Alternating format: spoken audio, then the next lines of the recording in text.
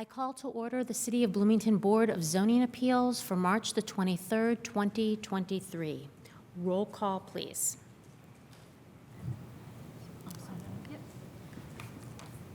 Burrell.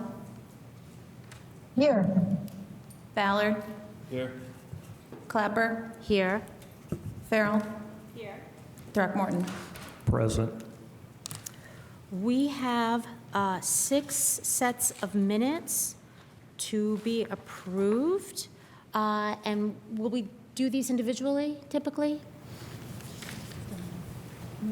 I was going to make a motion that we would just do them as a group. Is that acceptable? I don't know. It's totally fine to do them collectively if you're comfortable with Great, that. so. okay, so let me just say for the record that it is from the following, minutes from the following meetings: August the 25th, September the 22nd, October the 20th, November the 17th, and December the 15th, all from 2022.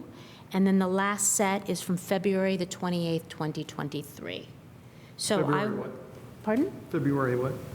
What was the date? February The 28th. 28th. So I will entertain a motion unless there are any comments, corrections. Just one second, I think we're having a sound issue, just a sec. Boop. Okay, that should fix it. You can go ahead, thank you. Okay, Okay. okay. I move approval of minutes for the following meetings: August 25th, 2022, September 22nd, 2022, October 20th, 2022, November 17th, 2022, December 15th, 2022, and February 28th, 2023. Okay. Do I have a second? Second that. Okay, any discussion? Okay. We are ready to vote? Ballard. Yes. Clapper. Yes. Farrell. Oh. She can. Okay. Okay. Farrell. It does. I'm sorry. Okay. And Throckmorton. Yes. And Burrell. Yes. Okay. Sorry, I just want to clarify, I believe those minutes are actually from February 23rd, because it was exactly a month ago, just for the 23rd. record. Thank you. Yep, Thank you. And I just wanted to thank Melissa for getting us up to date. Thank you, and welcome. I think this is the first time that you've been with us live, so. Thank you. Happy to be here. Great, great. And then I also want to take the opportunity to welcome Nikki Farrell as our newest board member. Thank you so much for agreeing to serve. Of course, thank you. Reports, resolutions, and communications. We do not have any reports today. Jackie Scanlon, Development Services Manager. We are requesting the board to amend the agenda. The petition for Mr. Pilichowski, AA0823, he requested today for a continuance for that, which the department would support. So we will ask you to amend the agenda to move him to the front so that then you can go ahead and vote to continue that. Okay. Other than that, that's our only kind of housekeeping today. Okay, great. So I will now list the petitions to be continued. They are AA-17-22, Joe Kemp Construction, LLC, and Blackwell Construction, Inc., V-53-22, Lisa Marie Napoli. And this evening, the petitions as they are listed on the agenda are V-0323, David Howard, Tabor Bruce Architects, V-0623, Walnut Star LLC, Studio 3 Design, Inc., and AA-08-23, Leo Pilichowski. Did I say that right? Pilichowski, Okay. I believe. Pilichowski. Great. So I will entertain a motion to move the last case to be heard first. Being heard first. Yes. I move that AA-08-23 be moved first on the agenda for this evening. Do I have a second? Second. Okay. I second it. Thank you, Flavia. Thank you, Tim. Vote when you're ready, please. Clapper. Yes. Farrell. Throckmorton. Yes. Burrell. Yes. Ballard. Yes. Okay. So at this point, I don't know, do we hear anything or do we just make a motion? I believe you just make a motion to continue per his request. Is that right? Yeah, you can do that. You may want to clarify with the petitioner himself that he is consented to the request to continue it, just for the record, so that there's no Okay. problem after the fact. Okay, Mr. Pilachowski? Is this upon your request that we're moving the Yes, the petition? staff and I agreed, and they concur that a continuance would be best in this case at this time. And I agree completely. Okay, okay, great. So then we'll just go ahead and I will entertain a motion to move this petition to next month. That's AA0823, right? That is AA-08-23. Very good. So I will move continuation of AA-08-23 To- to month. next month's agenda. Thank you. Okay, thank you. Can I have a second? Second. Thank you, Tim. Can we have a vote, please? Farrell. Throckmorton. Yes. Burrell. Yeah. Ballard. Yes. Clapper. Yes. Okay. I'm the sorry, I just want to petition is- clarify Yes. Commissioner Burrell's vote. That was a yes? That is correct. It was a yes. Thank you. Thank you. Okay, thank you. We'll see you next month. Okay, so we are now on to petition V-03-23, David Howard, Tabor Bruce Architects. Can we please have the staff report? Yes, thank you, Barry. This is a request for David Howard for a property at 1301 South Walnut Street. The petitioner is here tonight to request a variance from the minimum number of required parking spaces to allow for the construction of 2 ground floor dwelling units in the mixed-use medium-scale zoning district. So this property is located at the southeast corner of South Walnut Street and East Driscoll Drive. It has been developed with a mixed-use building and received a use variance and a variance in 2019 to allow for 1 ground floor dwelling unit for the use variance, and then a variance from the minimum number of required on-site parking spaces to allow for the property to be redeveloped. So the petitioner developed the property with a ground floor commercial space and 1 dwelling unit with 2 floors of dwelling units on the upper floor for a total of 9 dwelling units on the property. There are 2 parking spaces that are provided on the east side of the site that are accessed from an alley. Both of those are designated as accessible parking spaces. Because the zoning to the east of this is residential small lot, R3, the zoning code does have a minimum number of on-site parking spaces that are required. And so the petitioner would like to convert some of the existing ground floor commercial space into 2 additional dwelling units. So as I mentioned, because there is a minimum parking requirement, the petitioner must seek another variance and from the minimum number of on-site parking spaces in order to allow for these additional dwelling units without any additional on-site parking. So when the variance was approved, the petitioner created 3 or 4 on-street parking spaces adjacent to the site in order to offset the lack of any parking that would be provided on the site for the dwelling units. And so the variance was approved kind of pending or based on the provision of on-street parking spaces. The petitioner did also construct 8 bicycle parking spaces along the front in order to help mitigate some of the lack of the on-site parking spaces as well.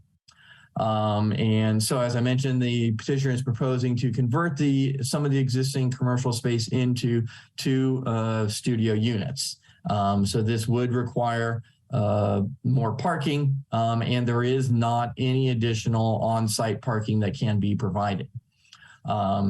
So with this, obviously there are three criteria that staff have to evaluate. One of those being that the use and value, or the approval will not be injurious to the public health, safety, morals, and general welfare of the community. We did not make any findings that would be negative in that regard. However, the second and third criteria are a little bit more difficult. The second one specifically says that the use and value of the area adjacent to the property will not be affected in a substantially adverse manner.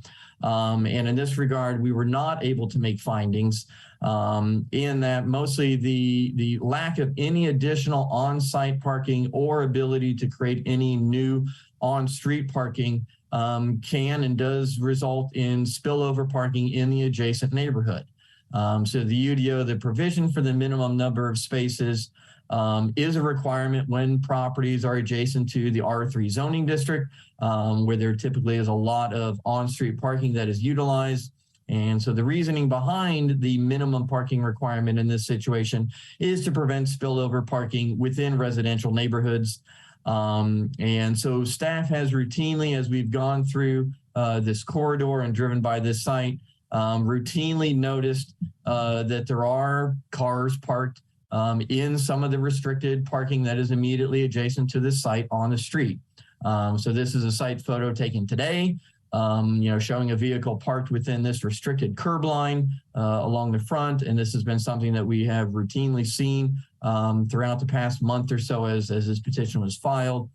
So certainly it's demonstrated that there is a lack of parking that is available for the tenants, and adding additional dwelling units without the ability to create any new on-site or on-street parking can have some adverse impacts on the adjacent properties, as demonstrated by the lack of parking that they're able to meet now based on their need. In addition, the third criteria relates to the practical difficulty that is unique to the property. The petitioner does not have to convert this existing commercial space into residences. They are choosing that, but there is a requirement for additional parking to go along with that, which they are not able to meet. So there is not a deprived use of the property by not allowing these spaces to be converted for residences without providing on-street parking.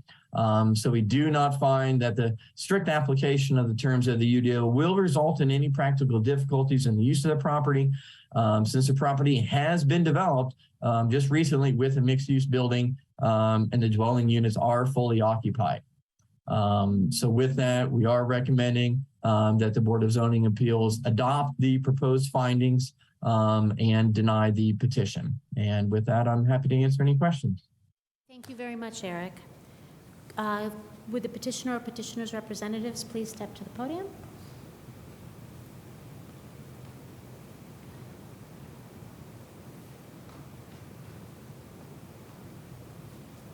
If you could please state your name, and then I'll swear you in. Doug Bruce with Tabor Bruce Architects. Do you swear to tell the truth, the whole truth, and nothing but the truth? I do. You have up to 20 minutes to state your petition. Okay, thank you. Thanks. Keep wanting to look and see Eric sitting here. Thanks, Eric. Yeah, so we weren't involved in the initial building and the initial petition. We've been working with this client on some other projects, and he discussed this with us. The building has been occupied now for how long? 2 years, and as we all know, I mean, my office is just a few blocks up the street. It's an area that has been slow to be developed. I think a lot of it is due to issues that we face in that area. We've got a lot of theft off our porches. We've got cleanup of messes every morning on our property. Again, I suffer this because I'm just a block up the street. And so this space for 2 years is commercial space that would have some parking if it were commercial space, but they've tried to lease it for 2 years and have not had any takers on this space. So when we talk about a difficulty on a site, I think this area has a difficulty for a site. So they were still trying to leave some commercial, a very small, about 600 square feet at the street, but take the rest of the space that's vacant behind it that they've tried to lease for 2 years and lease that space out. I think my client could tell you that their initial, I guess at the initial approval, there were more parking on the street. You may want to come up and address some of that. You're more familiar with the history. But that's why we're before you here, because it's commercial space that's just been sitting vacant for 2 years with no takers. So with that, I'll leave some time for David to speak, and then if you've got any questions, I'm here to answer those. Thank you. Oh, that's public.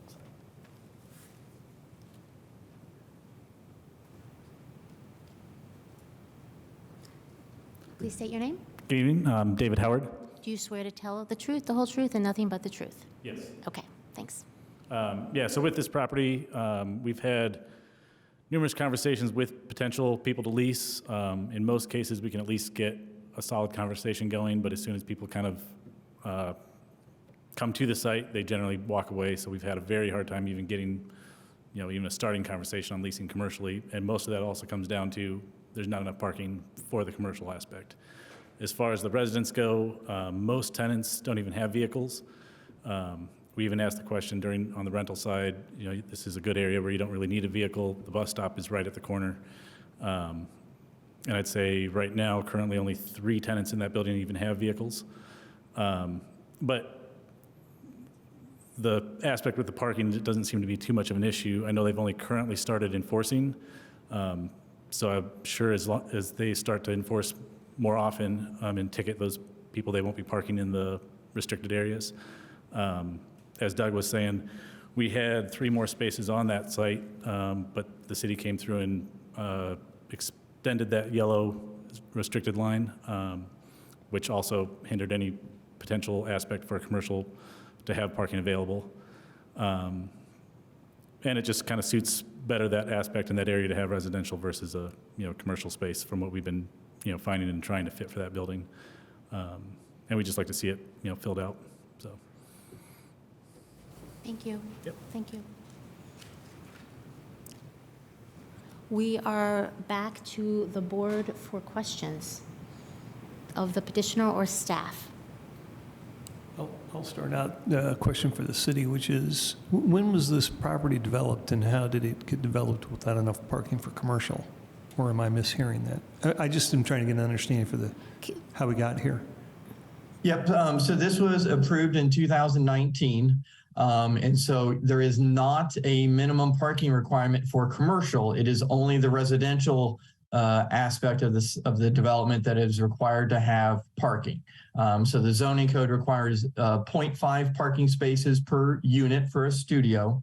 So they were required to have I think 5 or so parking spaces on site. So the BZA granted them a variance from that minimum number of on-site parking spaces that was required based on them creating new on-street parking spaces immediately adjacent to this.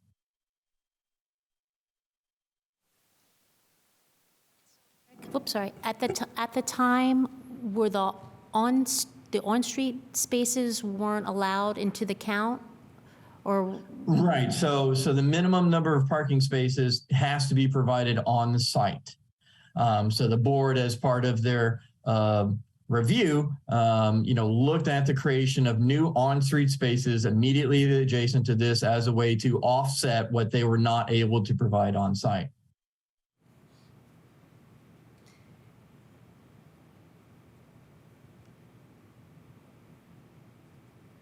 Okay. Any other questions of the petitioner or staff? I have a question. I just want to clarify that we're determining today in regard to the parking and not for the approval of the 2 units. Correct. Correct. The ground floor units are allowed. However, they do come with them a requirement for additional on-site parking, which they are not able to provide. So the variance is from the minimum number of on-site parking spaces required. Okay. Any other questions? Okay, then we are to the public. Is there anybody here this evening who would like to speak to this petition? If you could step to the podium. If you could state your name, please. Yes, my name is Joshua Herring. And nothing but the truth? I do. Okay, you've up to 5 minutes to speak. Okay, thank you. I live at 1225 South Washington Street, which is on the corner of Driscoll and Washington. So it's basically 1 block from this building. And I just wanted to speak to the reality on the ground in the neighborhood, which is that we do actually have substantial difficulty finding parking spaces in this area. There are simply too many cars around. Also, on a typical day, if you go down Driscoll between Walnut and Washington, you will see, especially in the evening hours, you'll see there's simply a line of cars basically from Washington to Walnut. So just speaking subjectively, I don't really have any hard empirical data. I don't think there is any room for this, so I would like to urge the board to deny the petition.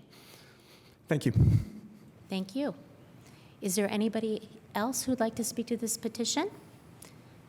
Anybody on Zoom? Okay. Mr. Hogshead, you should be able to unmute. Hi there, can you hear me? Great. My name is Scott Hogshead. Ruth? Yes, I do. Okay, you have 5 minutes to speak. First of all, I just want to thank you guys for what you do and your service. I really appreciate it. This is the first time I've spoken at a meeting.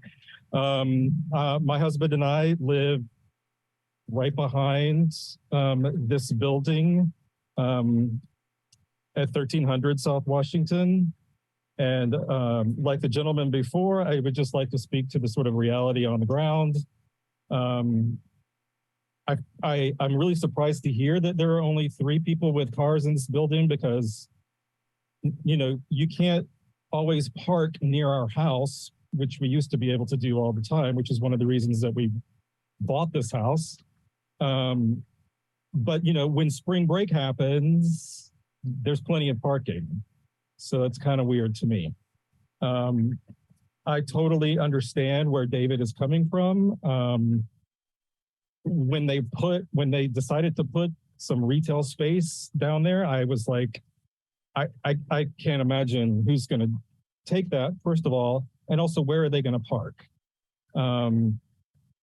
So it's been quite an adjustment having this building, living in the right behind this building. It's huge, and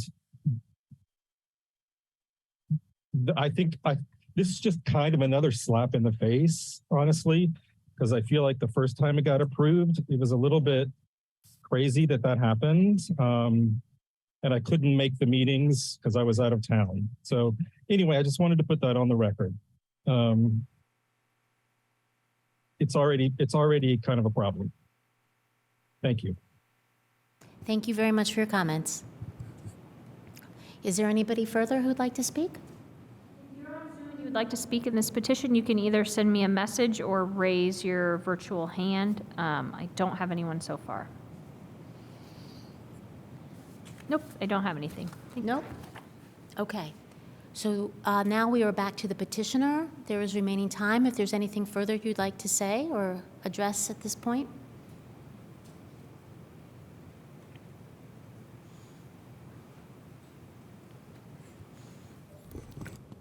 Doug Bruce again.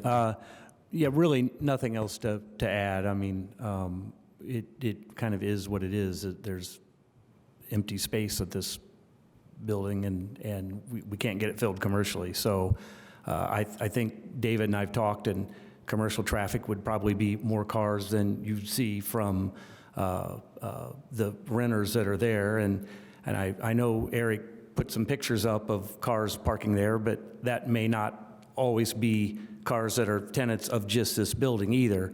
We want more housing in this city, and it's going to be, the decisions to put more housing in and how we do it aren't easy decisions. So I guess that's all I would add, and thank you for your time. Thank you. Okay, we're back to the board for action.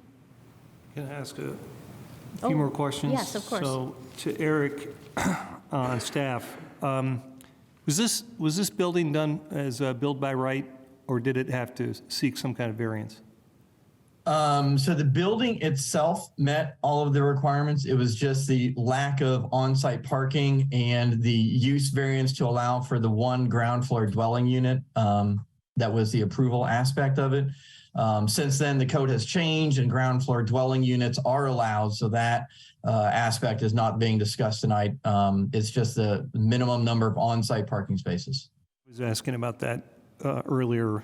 Was that a petition to the BZA, or was that handled through? How did? Yeah, so the Board of Zoning Appeals approved the use variance and the variance in 2019 for this. Okay. Then the other question, in your opinion, looking at that site from the city standpoint, is there any way to add additional parking that's on the property, or is street parking the only option? No, based on how they developed the site, it is not possible. There's no more green space left to put any on-site parking. Certainly a different building design previously, parking under the building or other options, stacked parking could have been utilized. But the petitioner chose to develop it in this manner, so there is not any additional room to create on-site parking. Thank you. Thank you.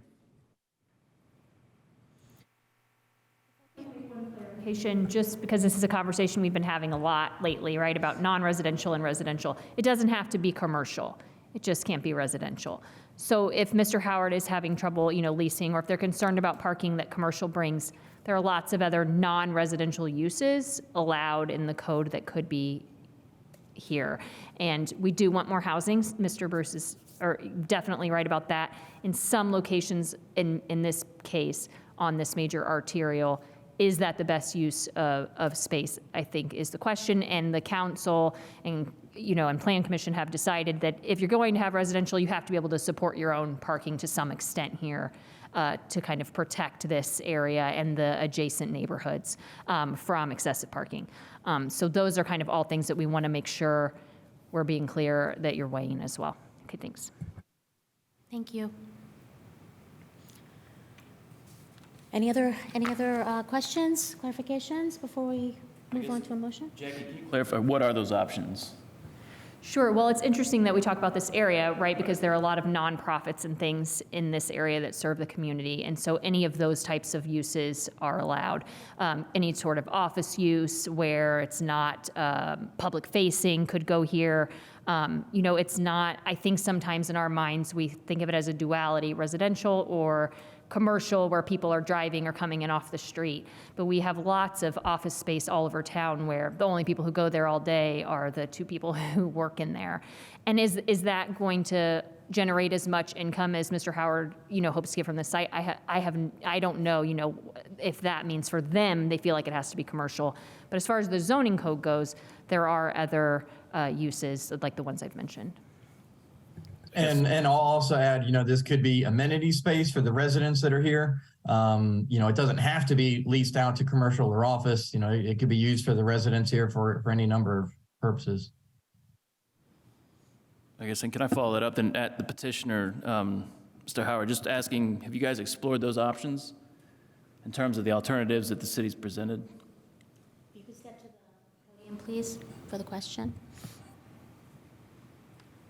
Yeah, so we've had multiple types of different options approach us. We've had non-for-profit groups look into the space. A lot of the issues there are also the problems with that area, just kind of the people that come through there. A lot of the property damage that happens, it's not the greatest location for an office, but also if you have an office, you're going to need parking as well.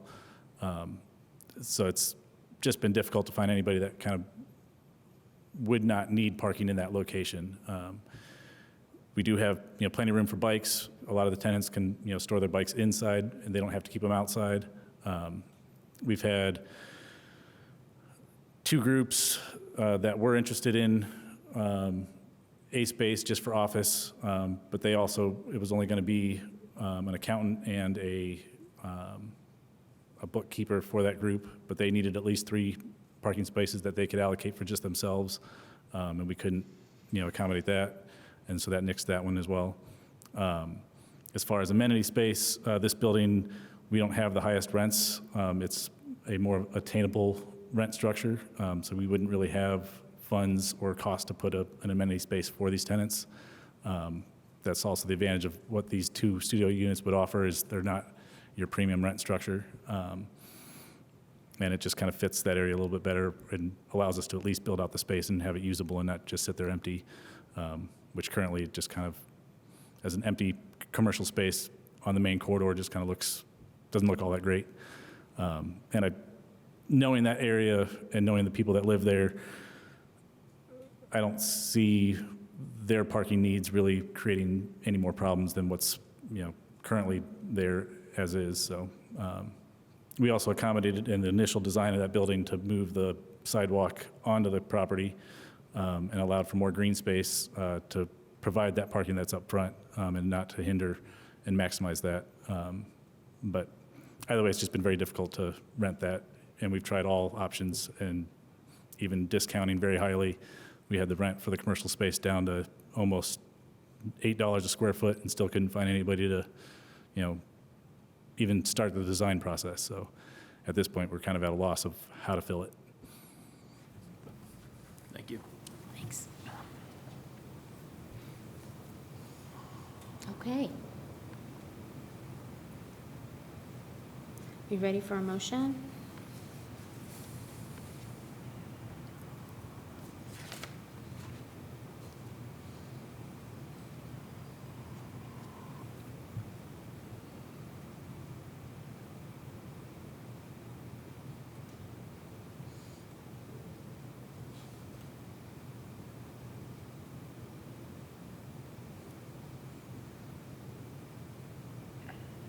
I'll put something on the board for us to talk about then. I'll move that the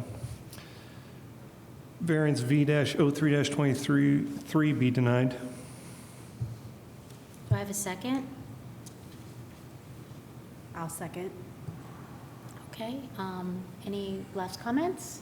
Yeah, I'll comment. This is odd. I just put that out there because we need to discuss it and make a decision, so. This is really odd. I look back at the property, and I guess, since it went through BZA, we already gave 1 variance to allow residential, and part of it in order to try to accommodate, that area's needs. But, looking at it, whether it's commercial, business, or residential, it's going to be really difficult because of the parking situation, and I'm not sure what the situation was with the city blocking out more yellow, and it could be maybe a negotiated difference is, give us two spaces there so that we can open it up for retail or whatever you want to have it, commercial or amenities, whatever.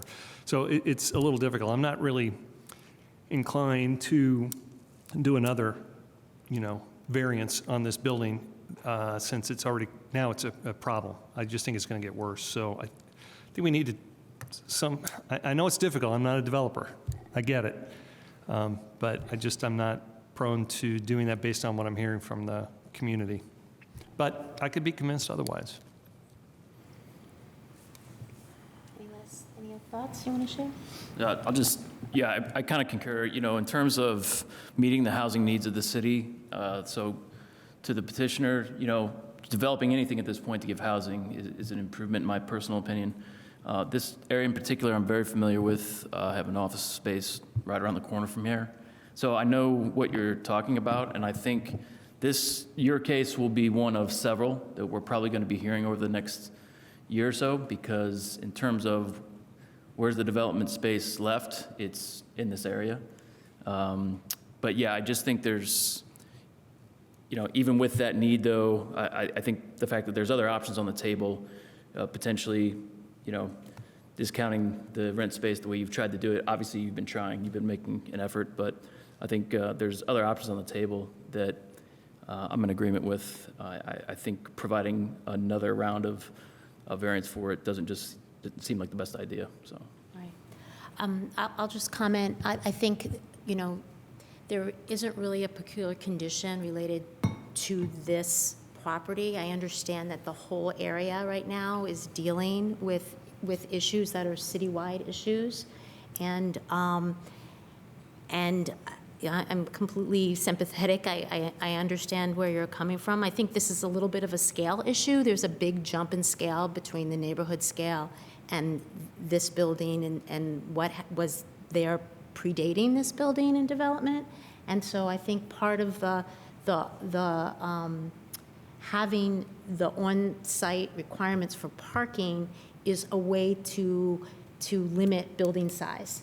Because there are a lot of things when you're going to design a building that you have to meet in order to dictate what that form is ultimately going to be and how big it's going to be. And parking is a big one here. And so I think, I don't know, maybe it got dialed up a little too much. And so I think, this is the first kind of new development on this part of the street, and it is really of a very different scale. And so I think we're seeing some aspects of it that maybe are less successful. And so we need to take that to heart as we move forward and we look towards other development in these properties down that corridor, which is a very important corridor. Also being aware of the challenges, the real challenges are out there. I mean, what's heartening to hear is that there are people interested in these types of spaces and that there are other larger issues that are impacting that I think we need to take notice of and come up with strategies to deal with that hopefully you can get people to want to lease this space, apart from the parking issues. So I will be also supporting the denial tonight. And I want to jump on that and just stress the dichotomy that we're stuck with. Personally, the dichotomy. Personally, if I wasn't bound by what the BZA does, I would completely approve of this this variance because I understand that there's been good faith trying to do this. And I would also question why we allowed a building to be built without any parking whatsoever in that space of that size. Now, those are personal issues, and I can't dive into those and understand them. But I agree with your position, which is it's just outside of what we're allowed to do. So thank you for that. Okay, so I think we're ready for a vote, please. I'm sorry, I'm going to be very annoying again. Just to clarify, the motion is to deny the variance and adopt the proposed findings. Is that correct? It was a motion to deny the variance 03-23. Yes. Okay. So a yes vote is a denial. All right. Throckmorton. Yes. Ballard. Yes. Burrell. Yes. Farrell. Clapper. Yes. Okay, the petition is denied. Okay. We are on to our second and last hearing of the night.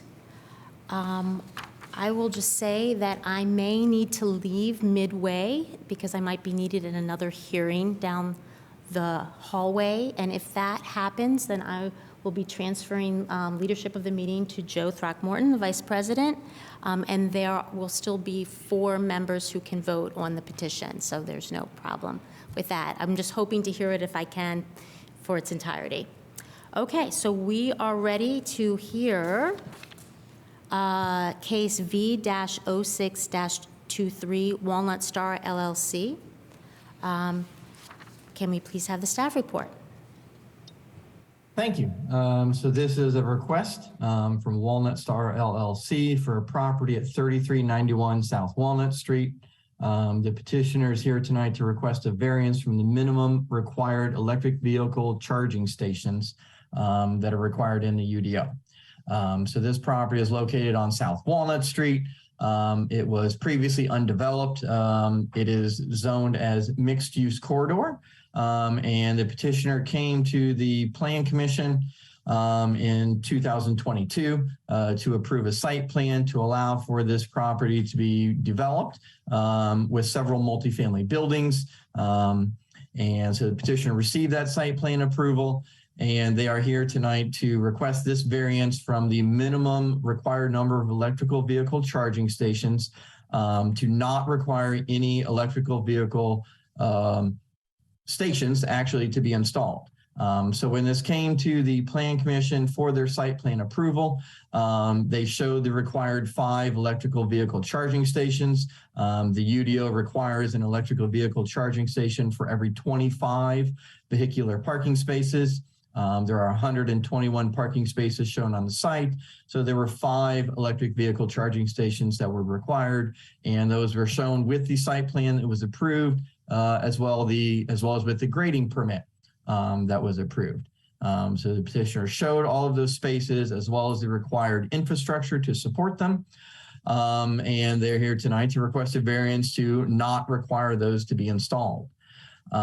So with this, obviously the staff is again required to evaluate this based on the criteria in the Unified Development Ordinance. The first of those, as we've kind of gone through before, is that the approval will not be injurious to the public health, safety, morals, and general welfare of the community. We were not able to make findings in this regard. When the Unified Development Ordinance was amended a few years ago, and this provision for electrical vehicle charging stations was implemented, it was a requirement to kind of promote several aspects, both of the comprehensive plan, as well as general goals of the community to promote alternative transportation, a higher level of environmental stewardship. And so requiring these electrical vehicle charging stations was a way to promote a lot of those goals, as well as to raise awareness of the availability of this resource. And having these charging stations, both obviously functional as well as visually on the ground, helps make it aware and clear to the members of the community as well as the residents here that this is a readily available resource to them to help promote this alternative fuel design. So the second criteria, the use and value of the area adjacent to the property. We did not find any adverse impacts to the use and value adjacent to this property. However, again, for the third criteria, that the strict application of the terms of the Unified Development Ordinance will result in practical difficulties in the use of the property. We were not able to find any findings here that would suggest that the property could not be used in the manner for which it's zoned. The property was approved with the multifamily residences, which are allowed. There's nothing unique about this property that does not allow them to install the electrical vehicle charging stations. The petitioner just simply feels that that's not something that they want to do at this time.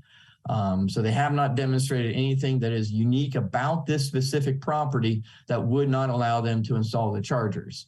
As the board is aware, this is one of the very basic requirements of evaluating a variance request is you have to demonstrate something that is unique about a property that does not allow you to meet code, that there is some peculiar condition about this property. So staff has not found any of that criteria, nor has the petitioner demonstrated anything that is unique about the property that does not allow them to install the chargers. So with that, we are recommending that the Board of Zoning Appeal adopt the proposed findings and deny the petition. And I'm happy to answer any questions. Thank you very much, Eric. Is the petitioner here? If you could step to the podium, please. And state your name. Good evening. My name is Zach Bodie. I'm an architect with Studio 3 Design, representing Walnut Star LLC and Cedar View Management. The whole truth and nothing but the truth.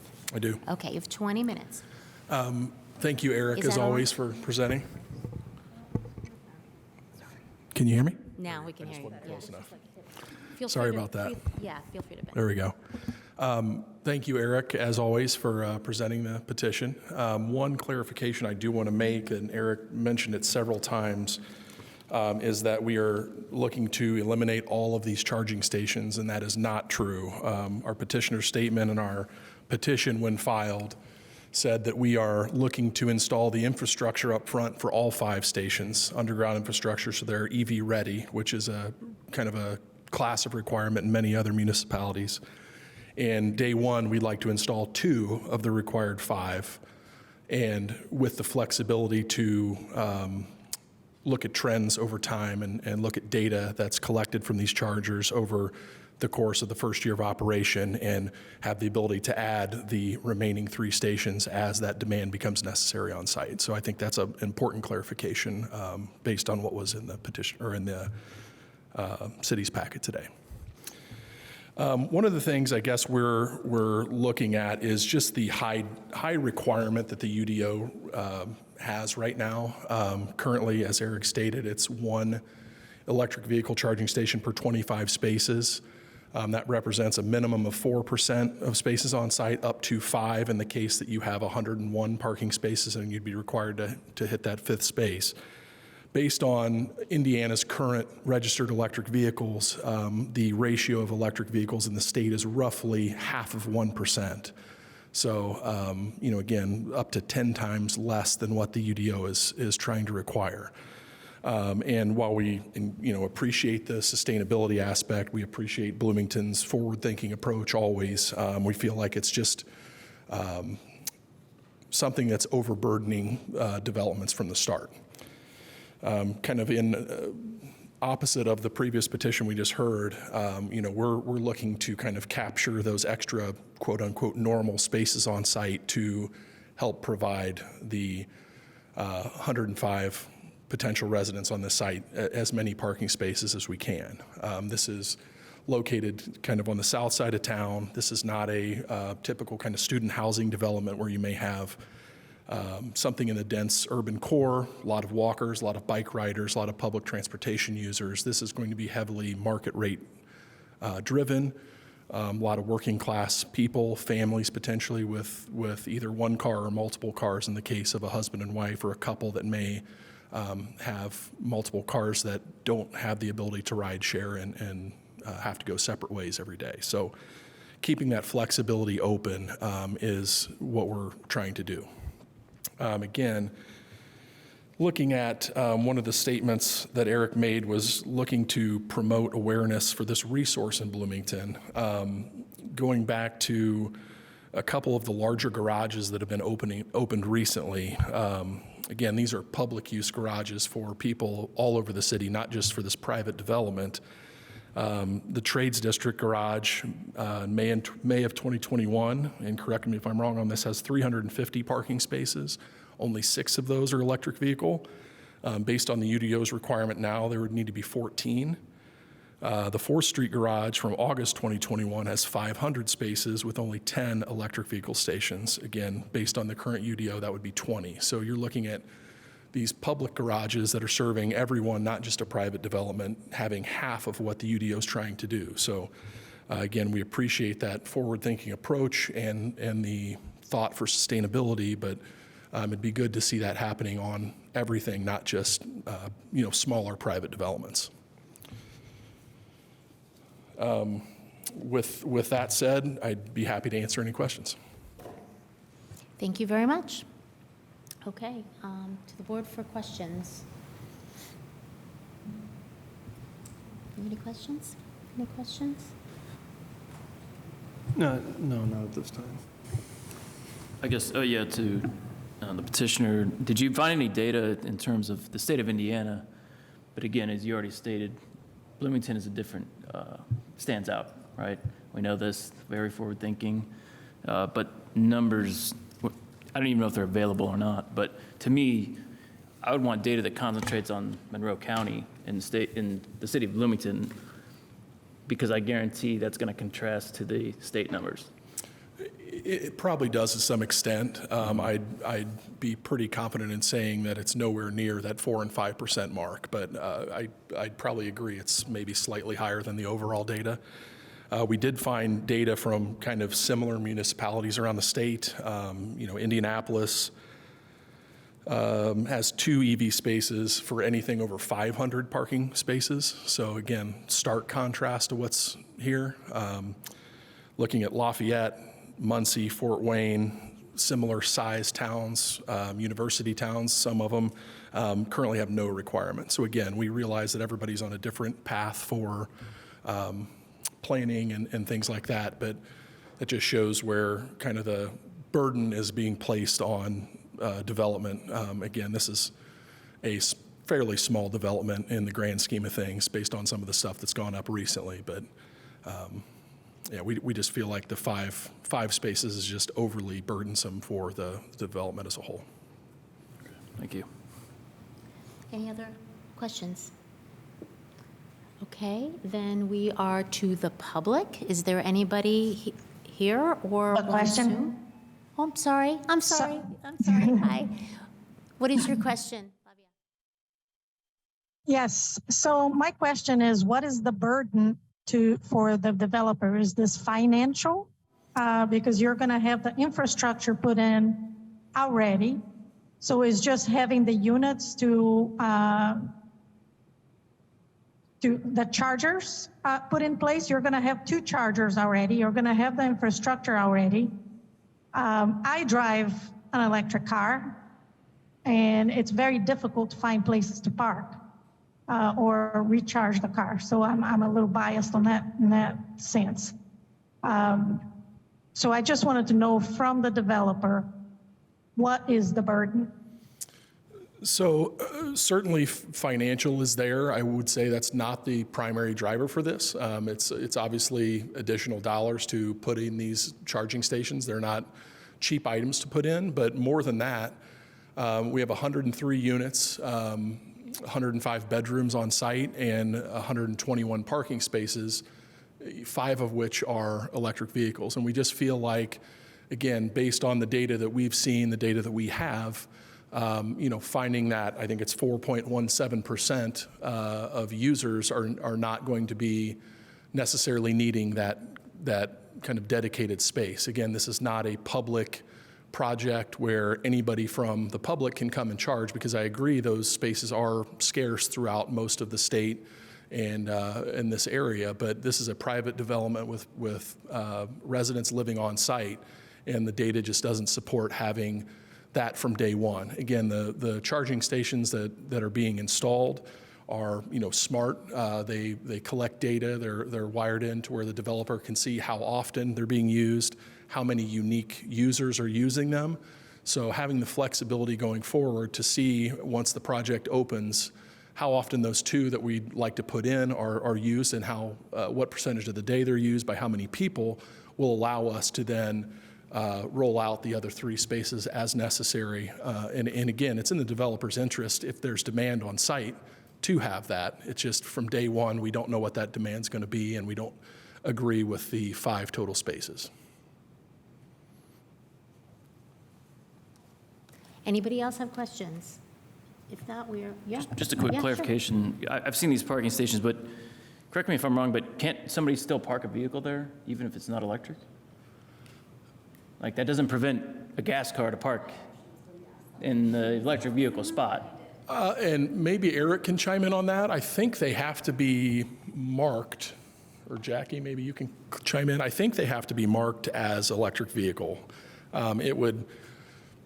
While I would agree legally, I guess, it's not like it's an ADA space where there's legal repercussions there. So, yeah, code says signed in a clear and conspicuous manner, such as special pavement marking or signage indicating exclusive availability to electric vehicles. I will say, and we have this conversation also sometimes on small projects that have to do ADA parking, it's like, as you've said, this isn't public parking. There's no one patrolling this parking lot to make sure that everyone in those spaces is charging. Yeah. And I will point out also a couple things. This is a Mr. Bodie has said a couple times, it's like a fairly small development, which compared to some others, maybe it is. But this requirement isn't for all developments. It's for developments with over 50 parking spaces.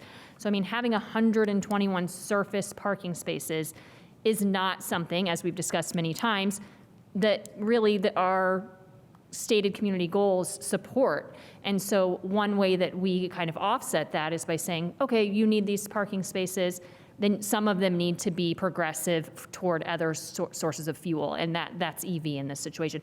And so while we understand, the arguments that Mr. Bodie is making, this is more of a policy question where council or plan commission, if they think the number's too high to advocate there, they haven't shown that they are meeting the 3 requirements that a variance would give them relief from. There's no reason they can't do it, they just don't want to do it, and we understand the reasons why, but that's more of a this policy needs to be changed than this board needs to give us relief, in our opinion. Okay, great. So is there anybody from the public who would like to speak to this petition? Is there anybody on Zoom?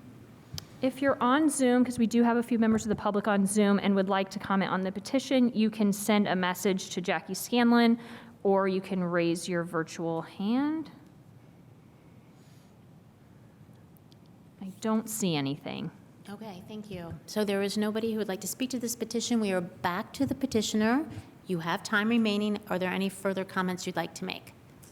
No further comments. I guess if there's any further questions, I'm happy to respond. Thank you. Thank you. Okay, so we're back to the board for action.